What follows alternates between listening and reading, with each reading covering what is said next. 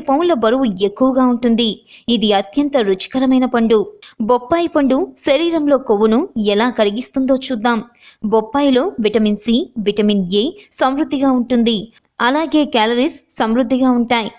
Cholesterol లేకుండా potassium, fibre మరియు folic యాసిడ్తో నిండి ఉంటుంది.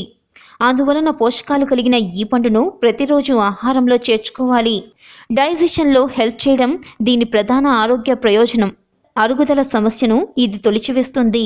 దీనిలో ఉండే ప్రోటియోలైటిక్ ఎంజైమ్ మరియు పెపెన్ శరీరంలో ఉండే మాంసకృతులు, కొవ్వులు మరియు పిండి పదార్థాలను విడగొట్టి సహాయపడుతుంది.